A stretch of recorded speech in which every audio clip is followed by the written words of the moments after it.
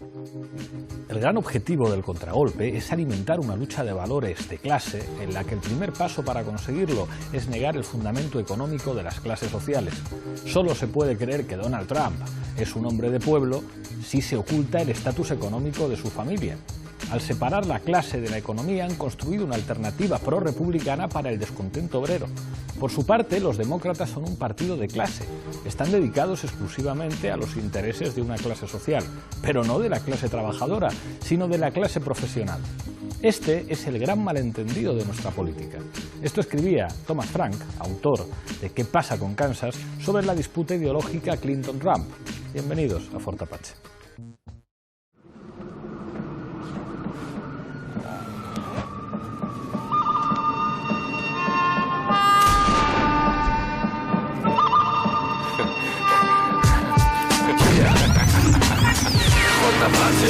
Fort Apache,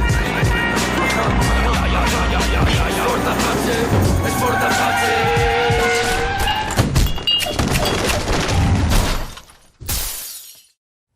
Esta noche en Fort Apache hablamos de la recta final en las elecciones en los Estados Unidos. Para ello contamos con 5 invitados. Carlos de Clos, uno de los habituales siempre que tocamos en este programa temas norteamericanos. Muchas gracias por estar aquí. Gracias a vosotros.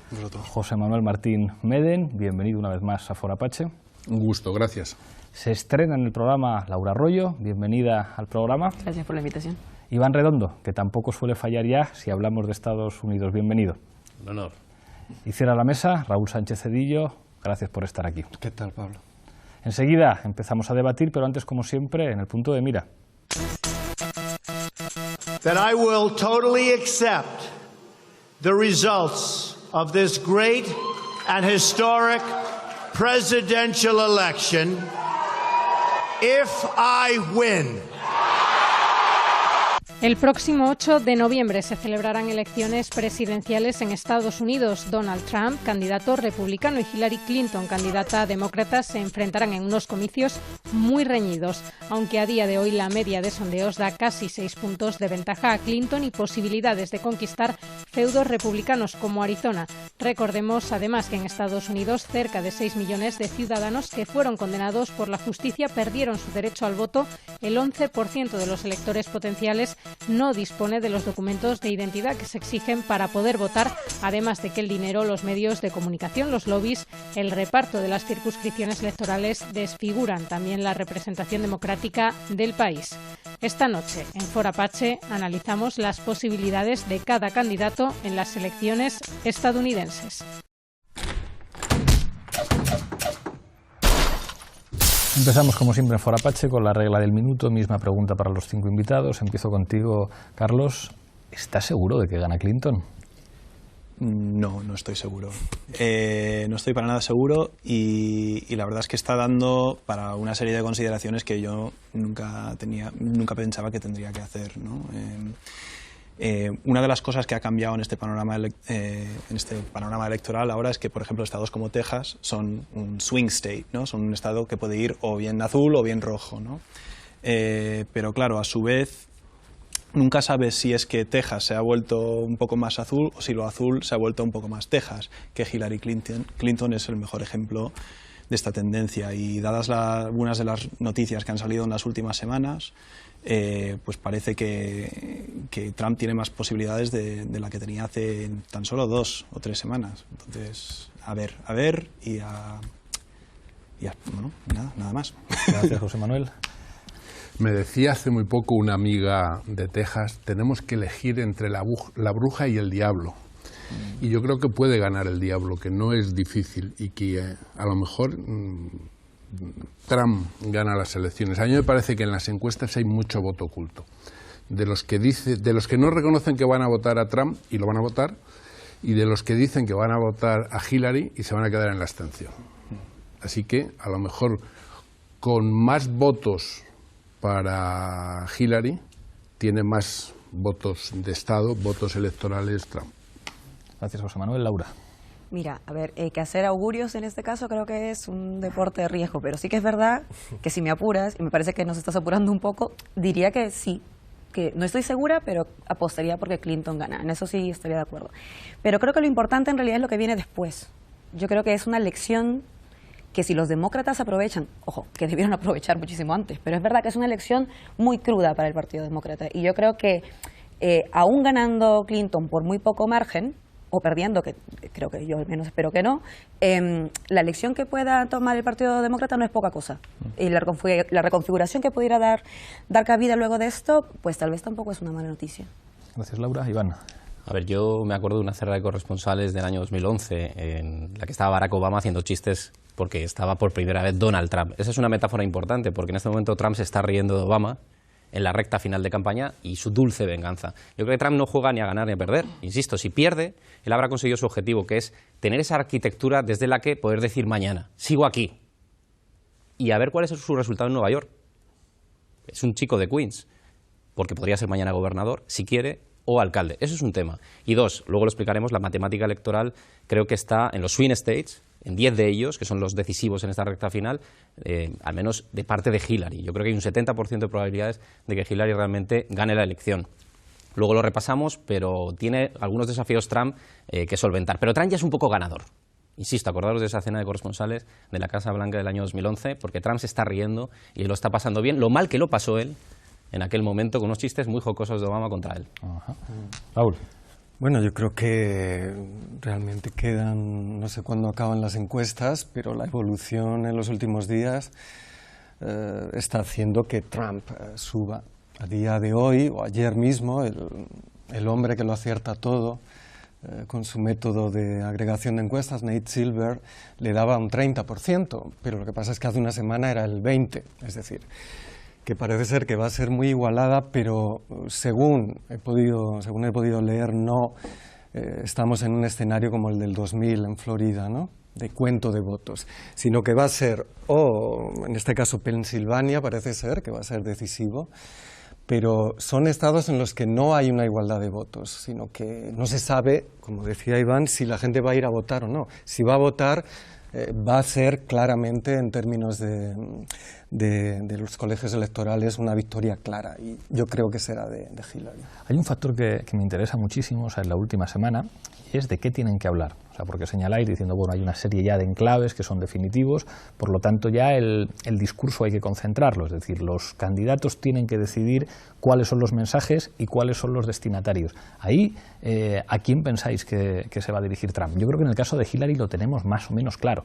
O sea, creo que ha sido una campaña, incluso si me apuras, previsible y conservadora de Clinton, de no tratar de arriesgar, pues bueno, incluso en los debates tratar de evitar entrar al barro en ningún caso con Trump, pero a mí me genera como muchas expectativas qué es lo que puede decir Trump en esta última semana. Hay analistas políticos que diferencian las dos campañas diciendo que la muy sofisticada y con muchos recursos de Hillary tiene una especialidad para poder seleccionar mensajes y dirigirlos a determinados espacios electorales, ¿no?, a determinados grupos sociales o políticos, y que sin embargo Donald Trump habla siempre para todos y que eso no lo va a cambiar y que ese es su discurso característico. Eso es lo que analizan algunos, ¿no?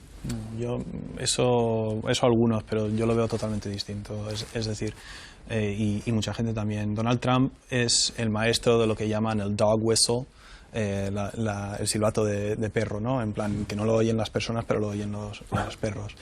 Pues eso lo hace bastante, ¿no? En política, con discursos que a veces son abiertamente racistas y otros discursos que son simplemente parecen un sinsentido o algo así, pero que está hablando a grupos muy específicos. Y en cambio, Hillary es muy claramente un producto político cultivado durante 30 años en Washington y ese entorno.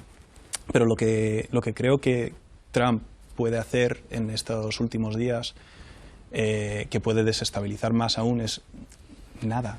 Es decir, Trump no tiene anuncios en la tele. Trump no ha pagado para tener espacio en los medios. Trump es un rumor de lo que puede ocurrir y se dirige a un sector bastante mayoritario que son los blancos, ¿no? Y con eso se puede ganar. O sea, él lo que demuestra es que con los blancos puedes ganar, y con solo los blancos. Bueno, yo creo que tiene dos targets. Uno es disuadir a las minorías y a todo el mundo de Sanders a que vote. Las referencias son constantes a que la gente de Sanders no aceptaría esto. No creo, bueno, él puede pensar, sus asesores dudo que piensen que gente de Sanders le va a votar a él, que se cree sus mentiras de protección de la fuerza de trabajo estadounidense.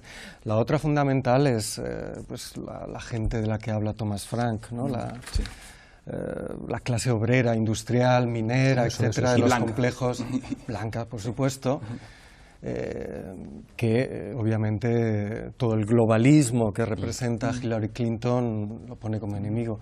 Es decir, una es disuadir, no votéis a Hillary porque os va a... Y eso, para eso es fundamental, las minorías, él no va a rascar nada en minorías. Pero si no van a votar... Pongo una anécdota y termino. El otro día en un meeting, no recuerdo si era en Pensilvania, estaba hablando Trump y aparece un afroamericano de 50 y tantos años con un papel que, pasando la seguridad, se acerca a él y él dice, ¡cogedle! Y le sacan y él empieza a hablar sin saber qué era. Dice, un gamberro, nos atacan. Resulta que era un veterano de Vietnam, un friki que tenía toda la casa llena de pósters de Trump y tal, y que quería darle un papel para decirle que fuera más amable, que así iban a ganar. En fin, el hombre no es que se le ocurre mucho. Yo por recapitular algo que creo que es estructural de la campaña de Trump. Se presenta la campaña Trump. Incluso el propio imperio Trump, que sabéis que ha tenido varias caídas a lo largo de estos últimos 30 años, se reconstruye su imperio gracias a su apellido. Sí. Hasta el punto de que hace business haciendo el management, sin ser propietario, de la Torre Trump en cualquiera de las ciudades fuera de los Estados Unidos que no son suyas. O sea, su apellido simboliza muchísimas cosas. Un icono de los 90, caído, pero también ensalzado. Luego la campaña, su tema, que es lo que estás preguntando, es lo transversal que afecta y influye a muchísimos tipos de votantes, por supuesto con limitaciones en el voto latino, con limitaciones en el voto afroamericano, pero es un referéndum sobre Trump y él va a llevarlo hasta el final, porque se presenta a Trump, insisto, por ese apellido han pagado millones y millones de dólares fuera de los Estados Unidos. Para que lo tengamos presente, porque parte de su imperio lo ha hecho después de estar arruinado, su apellido como marca, que es muy, muy, muy curioso. Yo os quiero decir cómo está un poco la carrera. A ver, hay dos circuitos muy claros. Uno es el del Partido Demócrata y el del Partido Republicano, y se sabe que Trump tiene 180 compromisarios. Sabéis que se consiguen y se necesitan 270. Los tiene seguros, pero Hillary tiene 232 seguros. Y están en juego ahora, estos últimos días, 132 en 10 estados, que son esos swing states. En Ohio, en Pensilvania y en Florida. Antes hemos estado comentando Florida, muy importante. Sobre todo si quieres hacer la analogía con el año 2000. Con independencia de quién gane el voto popular, hay que sacar 270. Y Trump necesita de esos 10 ganar 7. Y Hillary, con 2, tiene hecha la elección. Insisto, porque ya está 232 frente a 180. Y para mí eso es lo que también lo enmarca. Pero Trump le ha ido bien, el segundo debate es clarísimo, cuando Hillary... vamos, es que no tiene portero, está en la línea de gol y no mete el gol. Y Trump consigue un empate catastrófico, no consigue ganar ese debate, pero consigue salir vivo. Y yo creo que la campaña siempre ha sido que Trump siga haciendo de Trump y eso es lo que se va a evaluar. Pero es peligroso pensar que eso no tiene fuerza. Claro que tiene fuerza y puede haber mucho voto oculto. Como Trump gane en Florida es casi presidente, ¿eh? Necesita un poco más. Necesita un poco más, porque el estado del sol es decisivo. Es el tercer país. Son 29 compromisarios. California, Texas y la Florida son los que tienen más compromisarios. El estado del sol tiene 29 compromisarios. Si tú le sumas a los 180 que te estoy diciendo de Trump, que los tiene garantizados, pues evidentemente te vas acercando a los 170, pero necesita más. Sí. Os voy a poner una cosa que le están haciendo puñetas a Trump. O sea, no penséis que fuera de los swing states, vamos a contar una cosa que no se cuenta fácilmente. Utah tiene 6 votos electorales. ¿Qué está pasando en Utah? Pues ahí hay un candidato independiente que es pro partido republicano que se presenta en este momento, 30% de voto él y 33% Trump, ahí ganan los republicanos de calle. Solo para quitarle 6 votos electorales en Utah a Trump. Está a 3 puntos de robárselo. Se llama McMullin. Estas cosas se está haciendo frente a Trump, por eso esta semana tenía que ir a Utah. Es decir, su campaña es quijotesca y luego todos los cálculos, dan con una cifra, que si Trump es presidente sería, en todo caso, con 271 o 272 compromisarios. Por eso la analogía con el 2000 es clara. George Bush hijo ganó gracias a 567 papeletas en Florida, 271 frente a 266. Pero insisto, la partida está en 180 en este momento Trump, 232 Hillary. Si gana Trump, es una noche agónica, pero solo en esa circunstancia. Luego puede haber una noche agónica o que Hillary gane por goleada. Haz tu pregunta. Bueno, eso puede pasar. Hay 4 o 5... por goleada, por compromisarios. Hay 4 o 5 estados, los que antes eran el cinturón industrial, que es donde más daño han hecho los tratados de libre comercio, que van a resultar decisivos. No, hay un dato tremendo. Desde que Clinton, presidente, en 1994, firma el Tratado de Libre Comercio con México y con Canadá, desde 1994 hasta ahora, cada día 15 empresas han salido de Estados Unidos y se han instalado en otros países con mano de obra más barata, con menos impuestos y con menos problemas de regulaciones de defensa del medio ambiente. Eso ha supuesto en estos estados perder 6 millones de puestos de trabajo. Y eso es el voto de la rabia. En estas elecciones hay un voto emocional que va a ser decisivo, me parece. Yo sí lo creo. Y luego está también Carolina del Norte, que son 15 compromisarios, que no ha estado en juego muchas veces, ahora está en juego, son 15. Es que cualquiera que coja esos 15... Pero insisto, están estos estados pequeñitos, porque si vamos a una elección, esto ya no sale ni en el oeste de la Casa Blanca. O sea, voy a dar un giro copernicano, pero cuidado al dato. Nebraska y Maine. 5 Nebraska compromisarios y Maine, que tiene sus 4, y que se hacen por distritos. Y que es otro son las grandes excepciones. Las dos excepciones. Podrían decidir la presidencia. O sea, lo digo porque están los swing states, pero si hubiera igualdad en los swing states, comprándote un poco tu argumento para reforzarlo, de repente que Nebraska y Maine puedan decir al presidente es que esto no sale ni en el oeste de la Casa Blanca. Hay una geografía muy diferente. Por ejemplo, Arizona, ¿no? Que siempre fue republicano, está acercándose a Hillary. Es decir, que el mapa es muy distinto y yo creo que eso es sintomático y es interesante analizarlo. De cómo la coalición anti-Trump es enormemente transversal, porque tienes a medio establishment republicano ahí, tienes a los Bush, que eso en el sur pesa mucho, contrapesa Mike Pence, pero el vice... Lo curioso es que Trump supuestamente representaría simultáneamente a los trabajadores blancos más jodidos por la exportación de puestos de trabajo y a lo más rancio de la clase corporativa que lo está apoyando.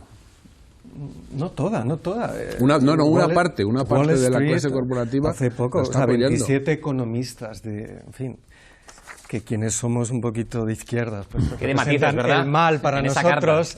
Quiero decir, friedmanianos, libertad, han firmado diciendo que Trump es un peligro. Especialistas en seguridad, gente que ha disfrutado con Guantánamo, diciendo que Trump es un peligro para la estabilidad geopolítica de Estados Unidos. Es decir, eso pesa mucho en términos de las constituencies. Vale, pero la coalición anti-Clinton tampoco es poca cosa. O sea, cuidado, yo sí estoy de acuerdo, o sea, te compro lo de que es transversal a medias, pero también hay un detalle importante.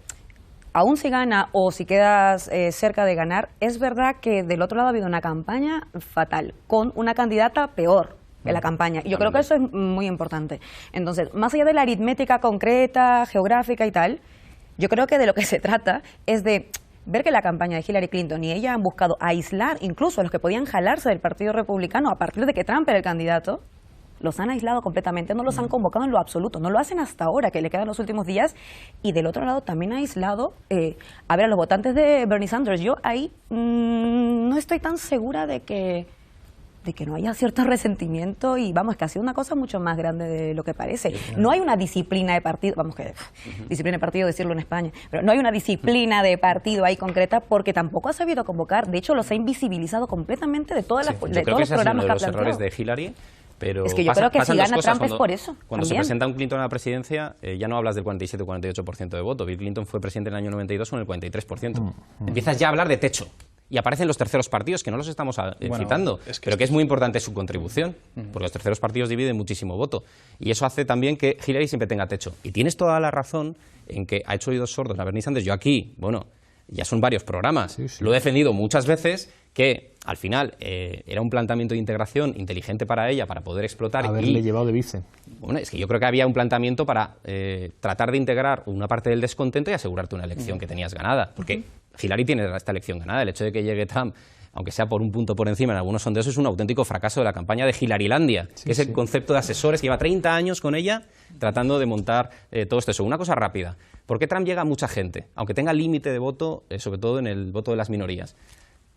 Porque al final la televisión es el medio de comunicación más importante en cualquier democracia para acceder a todo tipo de votantes. Y él ha hecho 14 temporadas del Aprendiz. Aquí lo he contado alguna vez. Ponéis en Google y veis a Trump con el voto afroamericano bailando con Carlton Banks y Will Smith en El Príncipe de Bel-Air. Trump es su apellido por el que pagan dinero. Los bancos que le rescataron a Trump en la ruina hicieron un apaño con él, un acuerdo para que su apellido, que era lo que había vendido, lo que él había creado. La marca. La marca Trump. Y esa marca es la que se presenta. Entonces, oye, lo que está haciendo, insisto, cuidado lo que saca en Nueva York, porque como en Nueva York gane Trump, Hillary era la senadora por Nueva York, os lo quiero recordar, le tienes a Trump que si quiere, mañana se presenta a gobernador, que es algo que ya pensaba en el año 88. O sea, cuidado con Trump, lo más importante es que no va a perder esta elección, aunque la pierda, porque va a continuar. Las grandes cadenas de televisión han construido su candidatura. Han estado con él desde el principio y permanentemente. Si continúa, vamos a ver qué queda del Partido Republicano. Diría que no va a aceptar los resultados. Cuando hablaba del pucherazo, luego me imagino que lo trataremos, pero cuando hablaba del pucherazo hay que saber deconstruir lo que está soltando Trump ahí por esa boca. Que puede perder. Hay que saber lo que está diciendo. Está preparando su derrota y otras cosas. Carlos, y vamos a Zapping. Bueno, yo el tema del pucherazo espero que lleguemos porque es un tema bastante clave. Pero yo creo que lo que es realmente escandaloso, y aquí estoy de acuerdo con Laura, es que es la inercia de los demócratas. O sea, la inercia, Hillary Clinton se ha dado por hecho que ella sería la candidata desde el 2008. Con esa inercia se ha demostrado perfectamente cuál es la maquinaria del Partido Demócrata, y la queja principal que hay entre votantes que puedan haber simpatizado con Bernie o quien sea, es que estas son las elecciones con los peores candidatos en por lo menos lo que yo llevo de vida y de memoria política, que son 33 años, y no recordamos tener tan mala elección. Entonces, el dilema es que Hillary Clinton me hace imposible votar por ella y Donald Trump me hace imposible abstenerme. Si tú estuvieras, ¿qué harías?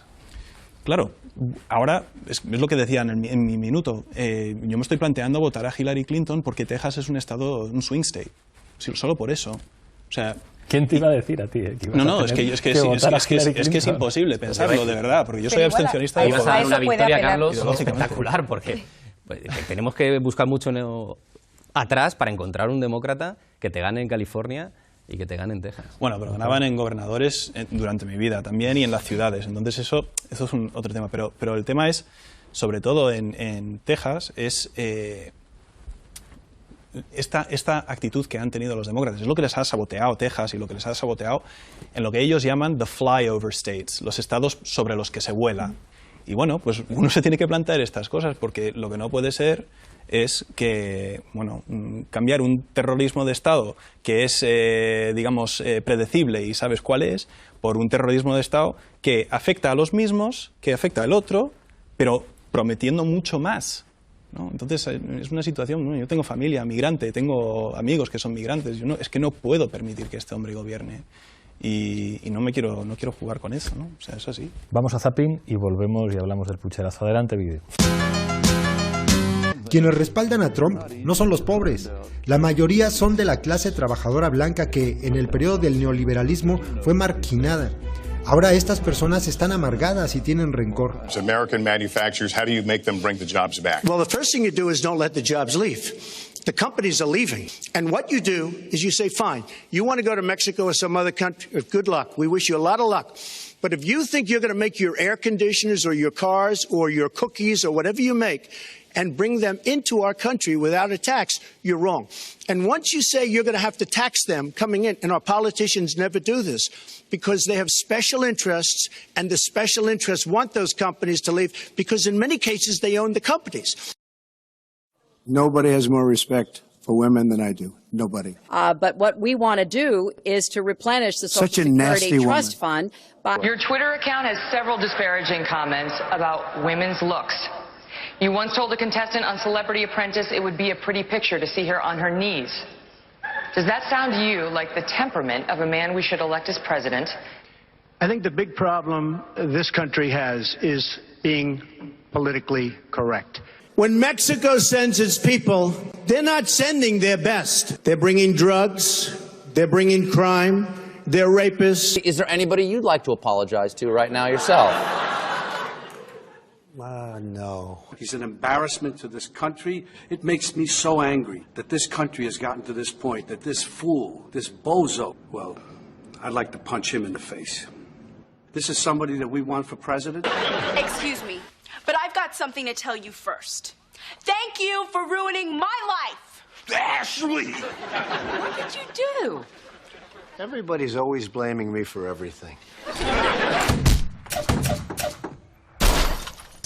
Tantas veces lo habías dicho que teníamos que traer la imagen de Trump en el príncipe de Bel-Air. Estaba de mejor ver. Creo que tiene la palabra Laura. Yo sí, quería apuntar un par de cosas antes de pasar a lo del pucherazo, que seguro ahí nos vamos a entretener un rato, sobre lo de las campañas. Hay dos temas que ahora viendo el vídeo me han venido a la mente. Lo primero, que es que sí estamos hablando de una competencia política donde hay un fondo de establishment versus cambio. Y eso hay que decirlo. Y el cambio lo representa en todas sus formas fatales que sean posibles, Trump. Y eso hay que decirlo así. Entonces, cuando nos sorprende un poco cómo alguien con esta forma, si no sé qué, espérate, es cambio, es que el statu quo está del otro lado.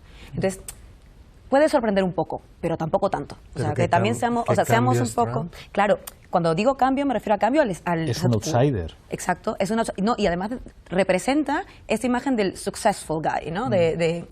El típico que ha tenido dinero, claro, lo ha perdido, luego ha crecido nuevamente y ahora quiere apostar algo más y todos quieren ser un poco como... Eso gusta mucho en Estados Unidos. El rollo aspiracional. Son los Borgen, los renacidos. Exactamente. Y tienen muchísima fuerza. Y que se lo deben a sí mismo, ¿no? Yo simplemente un pequeño matiz, me parece muy buena reflexión. En política profesional hay un error habitual cuando se está del lado del cambio, que es, la gente entiende el cambio, pero no los grandes cambios. Y Trump, cuando repase esta campaña, verá que ha propuesto tantos grandes cambios que puede acabar asustando y quedarse igual por la mínima. Es decir, que podía haber ganado esta elección. Si se hubieran moderado. Pero este matiz es muy importante porque en Estados Unidos también se dice muchas veces que no se puede reformar demasiado todo de una vez.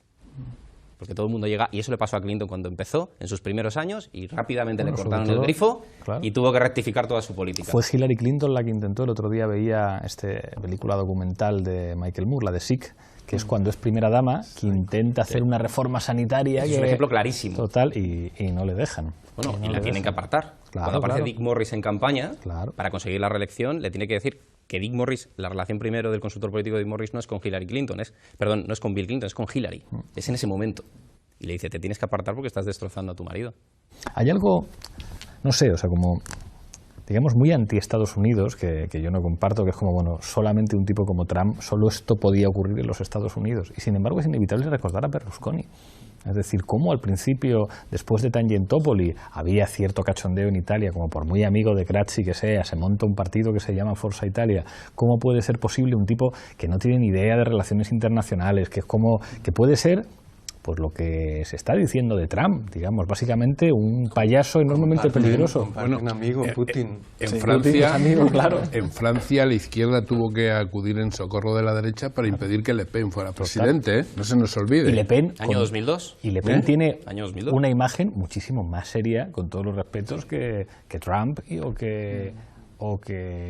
Bueno, Le Pen padre y Trump tienen mucho en común. Le Pen padre no, pero Le Pen hija, yo creo que ella ha construido un perfil, o sea, pues eso, del primer partido de Francia. Hay grandes diferencias. Lo que pasa es que Berlusconi era el jefe de sus televisiones, es decir, estuvo haciendo campaña años y años. Trump todavía no, y quizá lo que apunta Iván de la sorpresa es que se monte justamente un emporio similar. Trump ha sido apoyado, y eso es fundamental, por Fox. Es decir, cómo tratan Bill O'Reilly, cómo trata a Trump, como si fuera una persona normal. Cuando es claramente un enfermo y un psicópata, pero empieza sus argumentos, ¿no? Los facts estos de O'Reilly, ¿no? Hillary tiene sus problemas, Trump también. Es decir, están dándole aceptabilidad. Los principales operadores de la ventana de Overton para hacer algo tan, en fin, protofascista como Trump aceptable es Fox. Y Berlusconi, ¿no? Berlusconi lo que hizo es socavar la cultura de la Primera República democomunista, pues sacando chicas sin sujetador y comercializando eso y fundamentalmente corrompiendo a los socialistas para que le permitieran desde Milán y por supuesto negociando con la mafia. Yo creo que Trump no ha hecho ninguno de esos deberes y por lo tanto es un outsider, pero no está ni mucho menos preparado como lo estaba Berlusconi. Tuvimos la suerte de tener en Barcelona hace poco al periodista William Finnegan de The New Yorker, que dio una charla en el Centro de Cultura Contemporánea sobre el cambio en el periodismo, ¿no? Entonces él explica a Trump, en realidad no es cierto que es Fox News lo que habilita a Trump.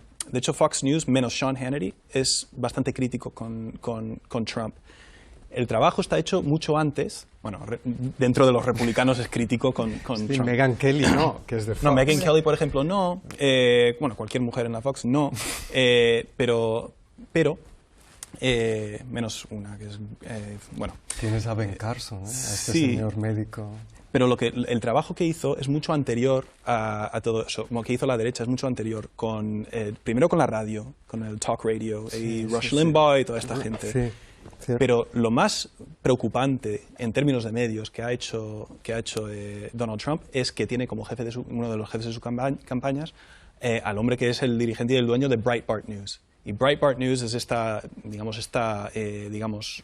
página, servicio de noticias, muckrakers, como decimos en Estados Unidos, que juegan con la información de una manera bastante laxa.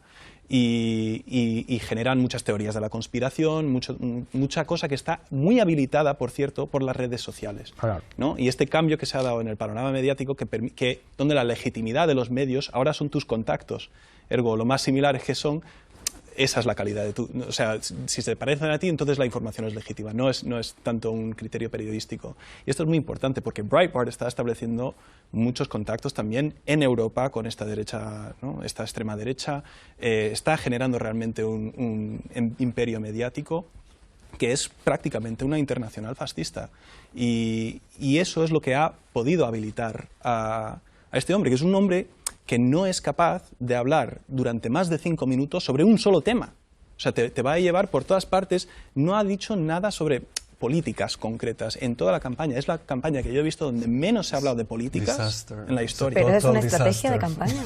Sí, bueno, pero es brillante, es brillante. Es una estrategia de campaña. Los 3 debates han sido básicamente eso, una pelea en el lodo, donde uno echaba más lodo al otro. Los dos candidatos tienen una agenda oculta. Ninguno de los dos ha dicho qué es lo que realmente haría desde la presidencia. Probablemente Trump ni lo sepa. Y yo en ese sentido pregunta, ¿y si ganara Trump?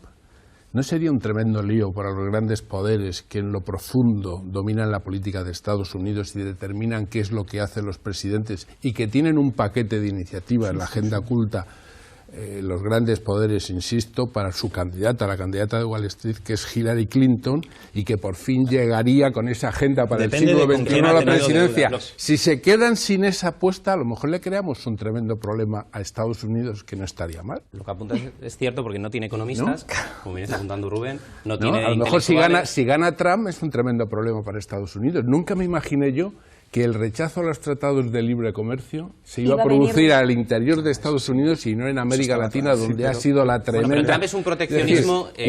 Cuando se firmó el Tratado de Libre Comercio de América del Norte entre Canadá, Estados Unidos y México, fueron los sindicatos mexicanos y los sindicatos de Estados Unidos los que se unieron para denunciar lo que se les venía encima.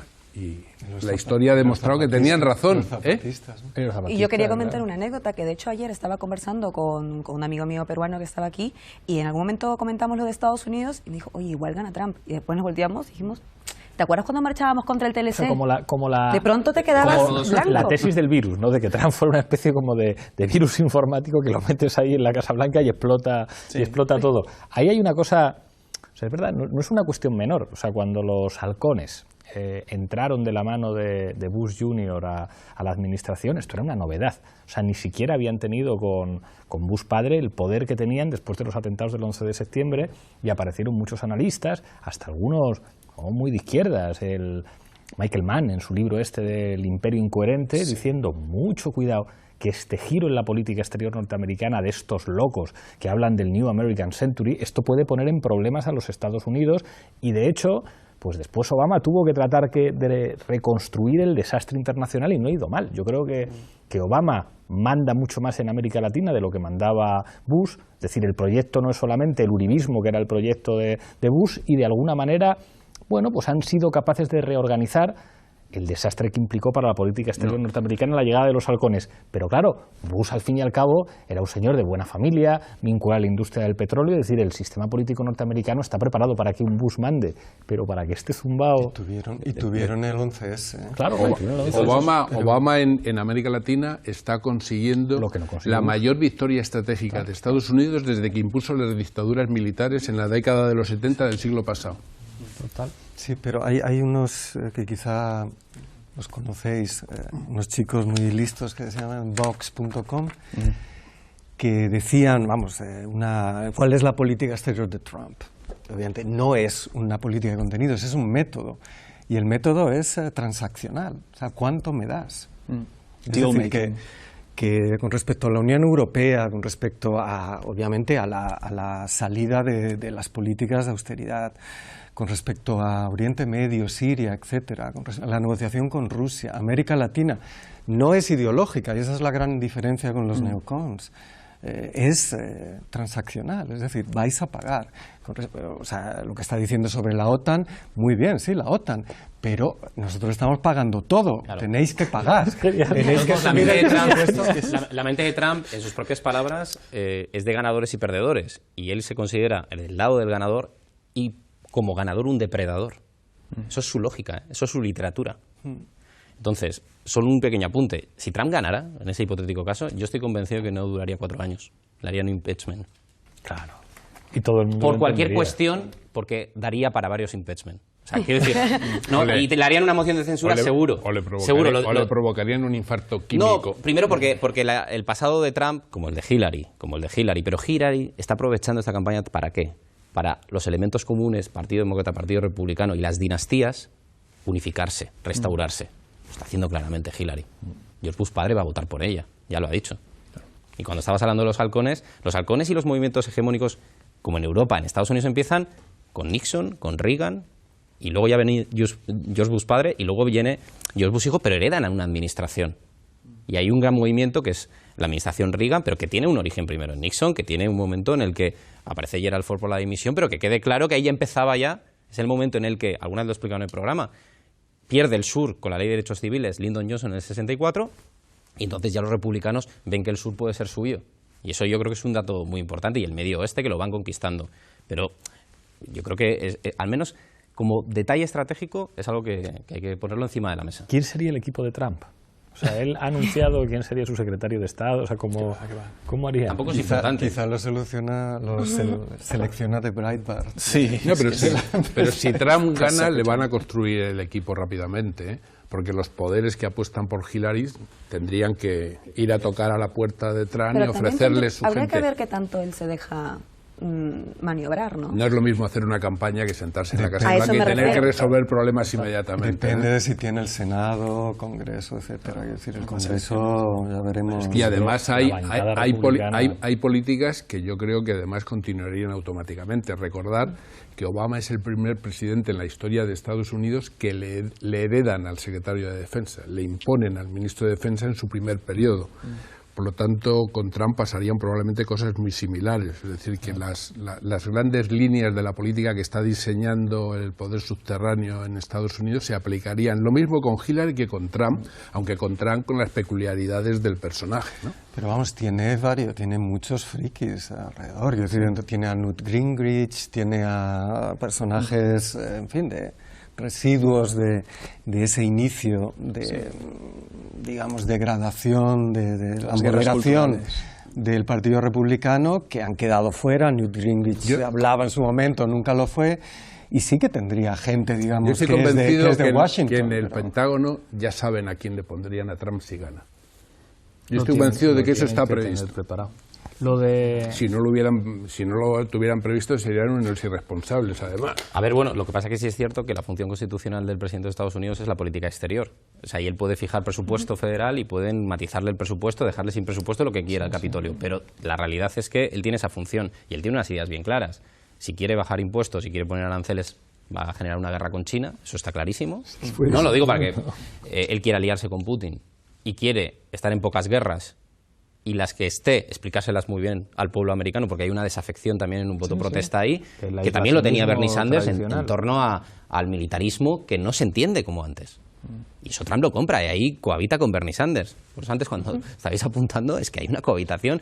Algunos van a votar a Donald Trump. Eso Claro, que no hay que, si no, no llega al 40%, si no es imposible que llegue, de verdad. Tiene a Wikileaks, está haciendo campaña pro Entonces, Trump, claramente. eso es un contencioso. Y luego hay otro elemento importante. Arabia Saudí. A ver qué quiere hacer Trump también ahí. Es que es tremendo. No, lo digo porque entendamos, pero que Trump tiene estas tres prioridades. Que es tremendo. El pucherazo. Es decir, ¿qué es lo que va a decir si pierde Trump esa noche?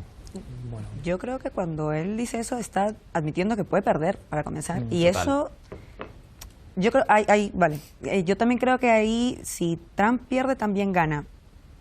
O sea, la mañana siguiente, Trump se ha vuelto un personaje político que ha estado a punto de ganarle a Hillary Clinton. Si no pierde en Nueva York, Ya está. Depende bastante porque el tema de Trump... Dale. Es que el tema es que... Lo añado a mi explicación sobre lo que decía de posiblemente votar a Hillary Clinton. Una cosa es cuáles son los efectos de los representantes que tienes tras esta elección y otra cosa es lo que ocurre a nivel cultural en Estados Unidos. Es decir, a ese terrorismo de Estado le hay que añadir el componente cultural. ¿Qué pasa con tus racistas en tu país? A mí yo prefiero un país donde los racistas están, decepcionados que no empoderados, que es lo que ocurriría si gana Trump. Y cuando hace este juego de decir, yo lo acepto si me gusta, claro, si él decide decir que hay pucherazo, no es una tontería la extrema derecha en Estados Unidos. Hay milicias en estados, hay gente que va armada, hay movimientos. Yo soy de un estado que tiene un movimiento por la soberanía de Texas y que en principio es de los dos estados que tenía en su momento derecho constitucional a la secesión. Tener pistola, claro. Es improbable, pero sí que algunos... Lo que pasa es que estamos en campaña, hay que...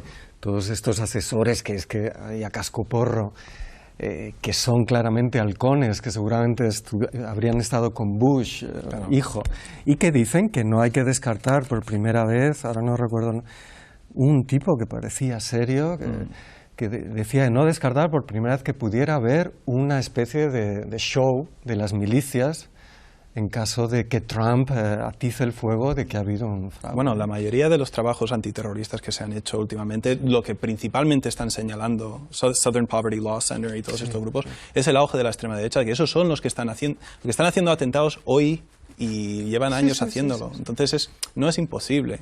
No sé si lo comentamos en la última emisión, y tú sabrás cómo se llaman, pero cuando fue este año, una de estas milicias en Oregón tomó un parque natural. Sí. O sea, un parque natural enorme. Lo tomó, pero no, y dijo que era una medida de negociación para que se lo dieran a ellos en autogestión, todo un parque natural, y que no fuera Washington. Es decir, con un discurso político. Ahora bien, yo creo que hay suficientes resortes, porque ahora mismo Estados Unidos es un estado de excepción, desde la Patriot Act, etcétera, para intentar evitar o desactivar ese tipo de actuaciones. Si se producen, pues ya sí que estamos en una lógica de mucho descontrol y, bueno, no descartemos que Trump pueda intentar hacer un tercer partido.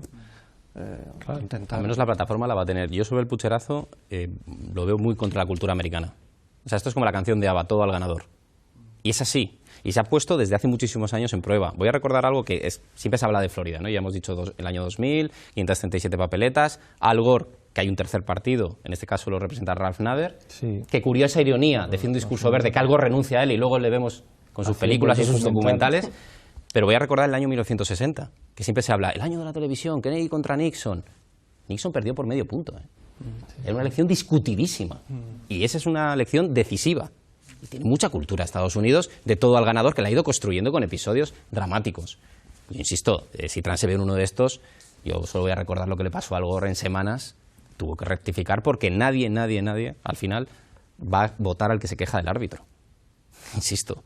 Entonces tienes que entender que pierdes, que es lo que le pasó, y además los tribunales no te dan la razón. O sea, es algo que de verdad a mí me parece que es un error de Trump cuando lo propuso. Y estoy con Laura cuando plantea, como has dicho antes, pues que está preparando un poco su derrota. Pero igual es una estrategia de campaña, porque lo puedes decir en la campaña y no necesariamente por eso vas a decirlo una vez que salgan los resultados. Pero no porque moviliza, al hacerlo en la campaña, hombre, empodera. Yo sí estoy de acuerdo ahí con empodera a la gente que está decidida a votar a Trump. Ahorita a Trump tampoco le conviene perder eso, no está apelando a otra cosa, pero yo creo que es efectivo decir que no va a aceptarlo. Estamos llegando al final, volvemos a la regla del minuto. Empiezo contigo, 1 minuto de conclusiones cada uno.